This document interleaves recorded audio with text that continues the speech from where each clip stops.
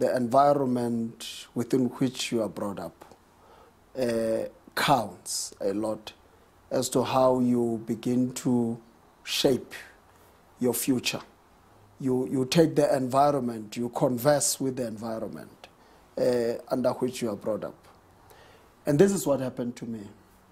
I was brought up by a strong Christian grandmother, maternal, who used to instill in me a sense of purpose in life, obviously driven by your biblical values and teachings. There was a time when I arrived at a position that there is no God. And that is when I was studying philosophy. I was convinced I am following something elusive that doesn't exist, that is not there. And therefore, there is no reason for me to continue going to church. There is no reason for me to continue reading the Bible. You then have a life of contradiction. There is a God. Later, there is no God. But like I'm saying, you then converse with the environment. You continue to engage what is around you until you end up where I am. I have gone a cycle. There is a God, there is no God, now there is a God. It's quite interesting.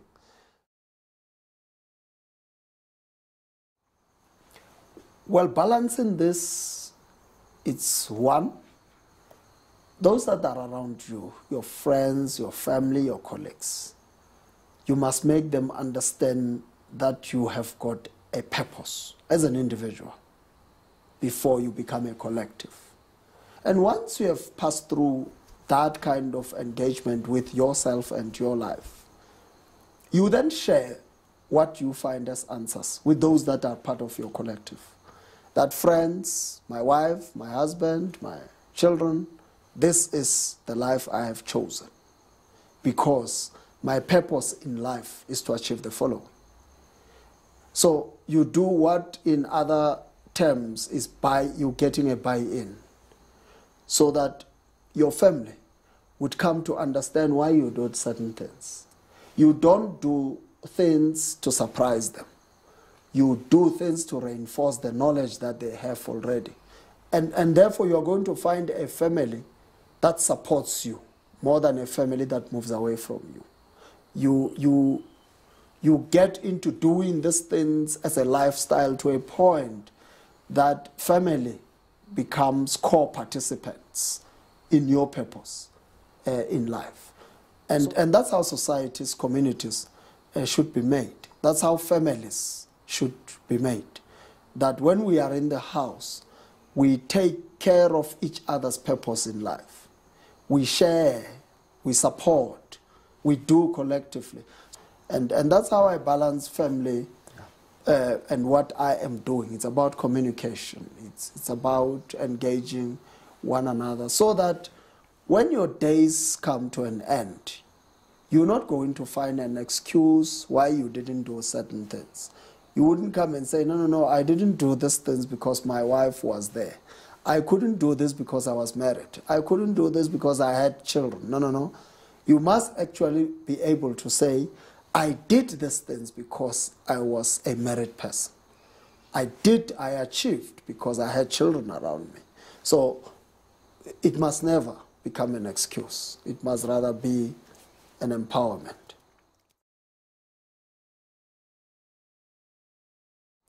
Well, young people must learn a few things from the elderly.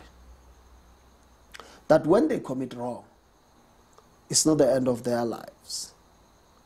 Because commitment of a wrong is an indication that you are hard at work. You're doing something. So the more you do, the more you get it right. This is how children learn how to walk. I am saying young people must not be shy to commit wrong. The more they commit wrong, one day they will commit right. Secondly, they must engage the environment. They must not hero-ship people without understanding those people's purpose. They must engage the purpose first.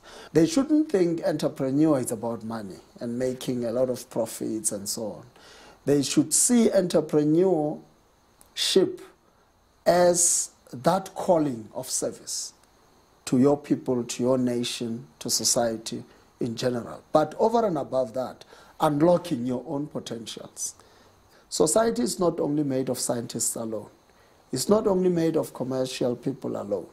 It's made up of a multidisciplinary kind of faculties that all of us must be there. In as much as you need a priest, you need a teacher, you need a businessman, you need a bus driver, you need a carpenter, you need everybody to make up our lives. And that's what we're calling young people to do. Young people must not be distracted from their purpose by thinking there is shortcut in life. Life doesn't have shortcut. Life has got, it's a designed route that you need to walk up to its end.